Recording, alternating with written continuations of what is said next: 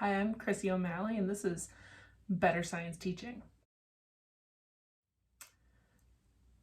Today I'm going to talk a little bit about some of the issues that come up when you are trying to find a job as a teacher, particularly for people who haven't gone through a traditional route to becoming a teacher. I think that there are some things that are a little bit surprising or a little bit different than other job searches or job searches that you may have thought you were going to participate in. And so there's some information that I think would be really helpful for you to understand before you head into that process. Part of it is things that you're going to find if you watch my other video. I'll put the link to it below in the description about how do you become a teacher after you've earned a PhD if you weren't already part of that route. What I'm going to do is tell you 12 things that you need to know if you are planning on becoming a teacher and you're coming from a non-traditional route of a teacher from something like a PhD program, or maybe you're coming from industry, because there are some substantial differences about coming into teaching that I think will help you. Firstly, I'm going to let you know what some of my biases are and what my pathway was. I earned bachelor's degrees in biology and chemistry, a Master of Science in Teaching Earth Science, a Master of Science in Geology, a PhD in Geology, and then a Master of Science in Education and Health Sciences. So I came through sciences and a lot of STEM courses and then landed in education. I had thought about becoming a teacher throughout that, so I was a little bit more prepared for hitting teacher licensure and teacher preparation than maybe some other folks are. And that was lucky for me. So it's a little bit about my bias with looking for jobs. I also did all of college in the same state where I teach. I don't know if that's better or worse. I don't think it really matters, to be honest, because courses are courses. And when you go to get your licensure, either the school where you are pursuing licensure through or your Department of Education will help you wade through that. Also, I live and work in the state where I earn my licensure, which definitely helps. So if you know what state you want to work in, working through a college in that state or their state Department of Education is going to be your best route and your most efficient route to getting licensed. If you're trying to get licensure in one state and then move it to another one, there's usually extra steps. It's doable, but it's extra steps. So the first thing to know is that teaching jobs usually start to become most available in April. And then that goes all the way until school starts in August or September, depending on what state you're living in. Here in Ohio, that goes till about the end of August, really, is where schools are really trying to get all their positions filled.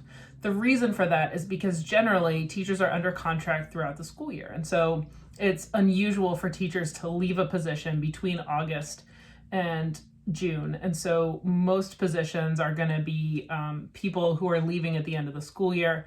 They start to announce that sort of thing or, let their administration know starting in about January or February. And then for positions that need to be refilled, schools have to go through a process where those rehires have to be approved. They start to come out in April. And then as teachers move around, so if a teacher takes that position, but they have a position someplace else, then that position has to be filled. And so there's kind of like a conveyor belt of teachers that have to move around. And folks are trying to fill those all in by August. So if you are looking for a teaching job, that's when you really want to be looking, is between April and August. Keep in mind that experience actually matters a lot. There are a lot of administrators who actually care that you have a demonstrated track record of being able to work with students effectively.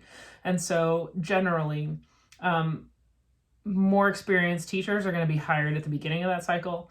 People who are not as good of a fit or who are just simply not selected for positions are going to be the ones who are looking for jobs later in the year. So if it's your first year on the market, I would encourage you to keep looking for a job. The first year that I got a teaching job, I put out 35 resumes. I got 13 interviews. I canceled the 14th, and my first job was offered to me on the 13th interview a week before school started. I wasn't offended by that at all. It just means that, it was a while before I was the best candidate, and that's fair because I didn't have as much experience as the other folks who I was competing with. The second thing that you need to know is that in Ohio, in the middle of July, that's when it really becomes sort of a legal issue for you to leave a contract. That's when it becomes binding. So generally, that conveyor belt of an experienced teacher leaving a position to go to a new one kind of slows up in the middle of July. So if you're a first year teacher, that's when a lot of the experienced folks are going to drop out of the candidate pool. So keep looking for a job. And in July, you may see an uptick in people calling you for interviews.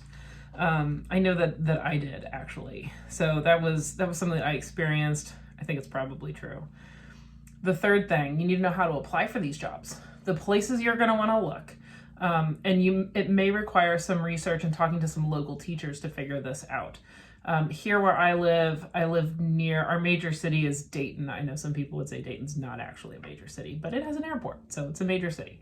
But here in Dayton, many of the local school districts, dozens of them, work together and have a consortium website where they post all the public school listings.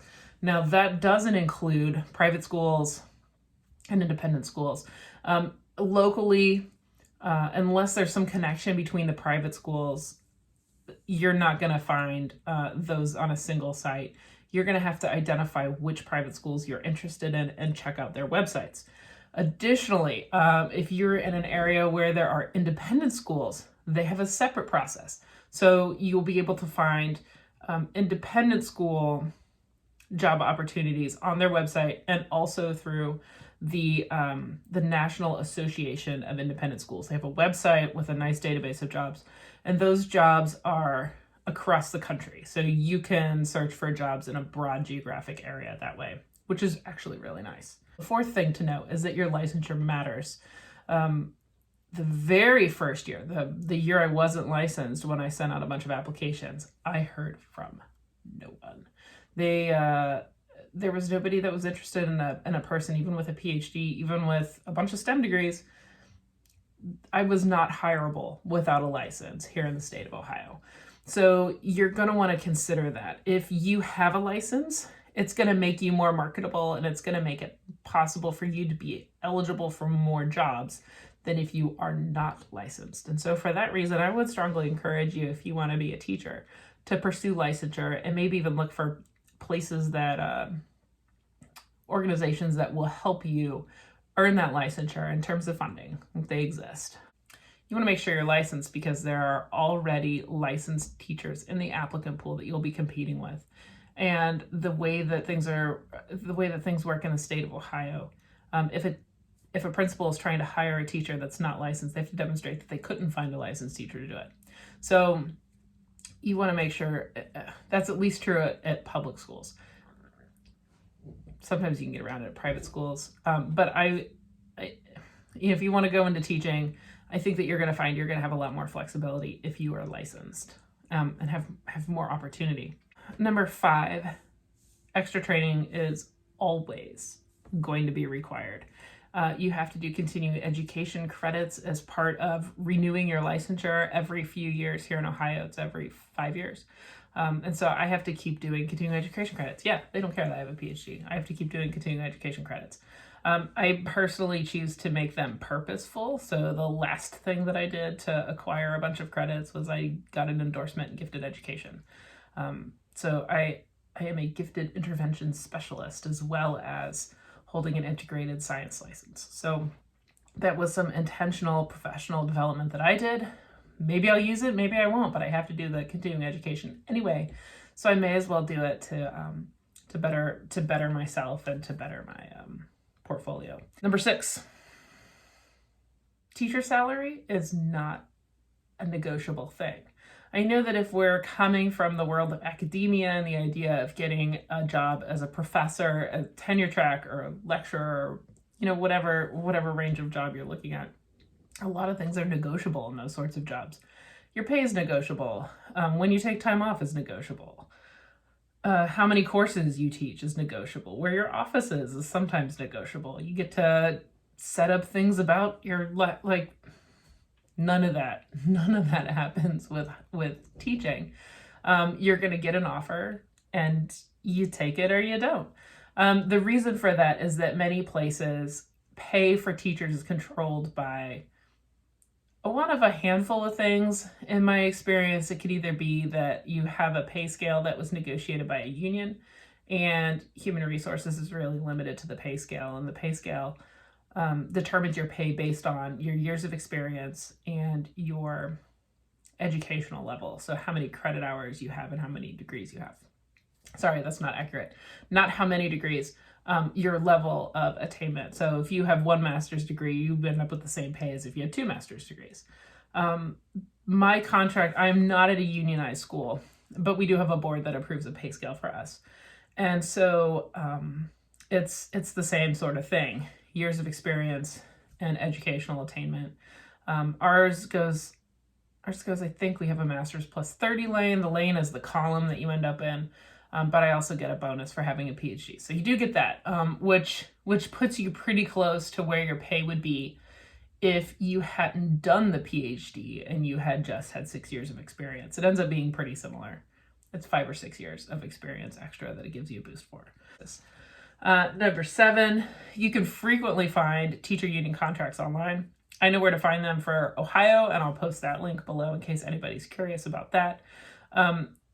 Those are only negotiable while the contract is being negotiated, and you may or may not be part of that process. So keep that in mind. I actually liked to, when I would go interview for a job, I would go and pull up the contract and take a look at it. And that might be something that might lead you to questions that you want to ask during your interview. It certainly would make you more knowledgeable about things. But you can usually look at that and predict what your salary would be based on where you were. So that's kind of interesting. Number 8, even though you're not going to have a negotiable offer that you have to consider, you may have a little bit of say in what courses you offer. When I started, I know that my school was looking for 2 science teachers, and so they kind of looked at who had applied and what courses we could cover based on our licensure, and offered us courses, and it was up to me whether to take it or not. Over time, there's been a little bit of opportunity for me to change what courses I teach. So that's something that can change, but you may or may not get to negotiate it based on your licensure, the school you're applying to, and what kind of job they want you to have. Number 9, your skills as a researcher and as a scientist and as a writer are valuable. What I mean by that is that if you have a PhD, you have a lot of skills that other teachers don't necessarily have that are involved with how to write grants and how to bring extra money into your building. I've done small grants, things for teachers usually. I'm not compensated for them, but it does give me the opportunity to try new projects or things that might be beyond the budget of our school, which is really nice.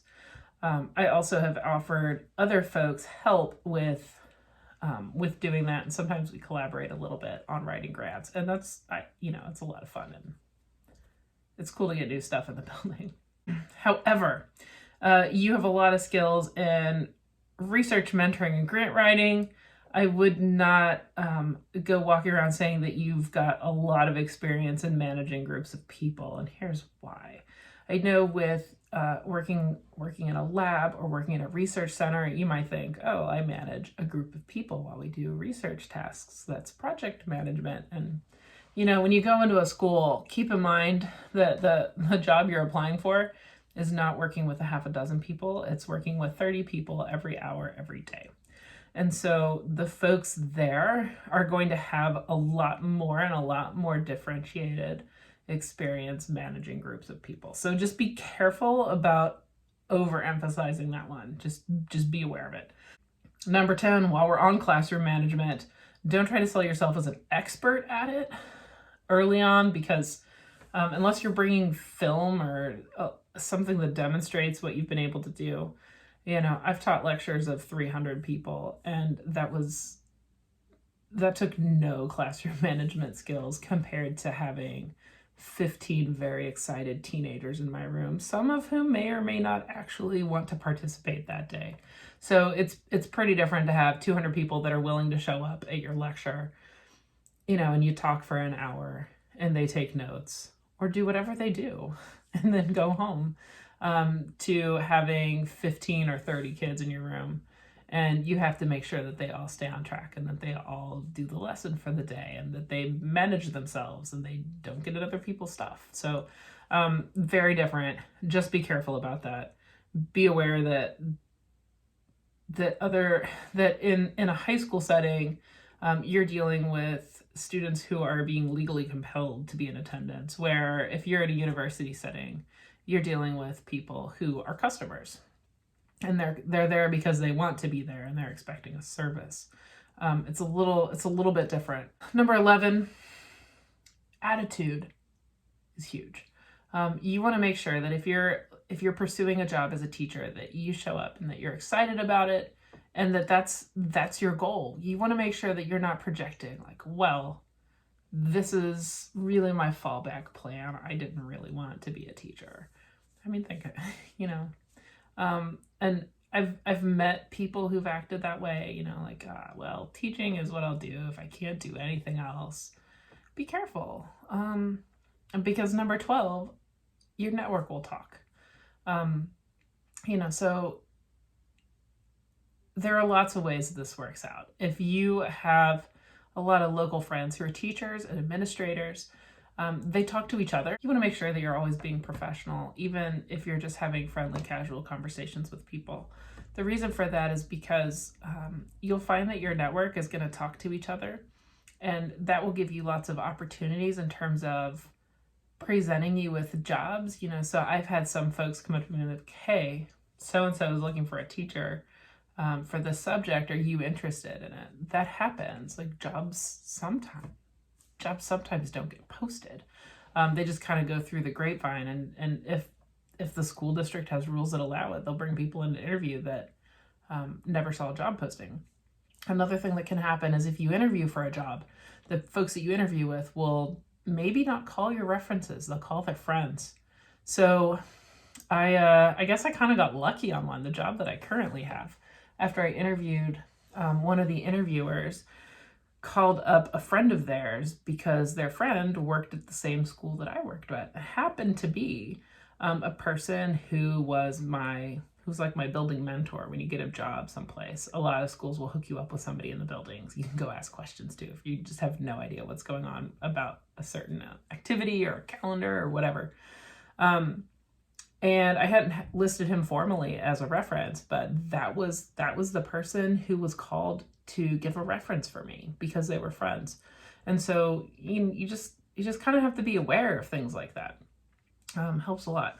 So I'm hoping that clears up a few of the nuances of looking for a job as a teacher, and what it might take to be able to get a job. If you like this content, subscribe. I'm going to be doing a video next about teaching portfolios. So I'm trying to put pieces to that together. I was actually hoping to get some new transcripts, and turns out that you can't buy a printed transcript from one of my universities right now. They're not printing them. They will only send you a digital copy, which you can't print because it comes up with all the security stuff on it. So that was kind of disappointing. So maybe it won't be as pretty as I hoped, but that's going to be the next step is if you plan to apply for a teaching job, what are the kinds of things that you need to actually take with you? What kind of props do you want? So I hope that you enjoy this and you stay safe and be well. Enjoy this beautiful weather. And I hope that you all have a great day. I'll see you soon.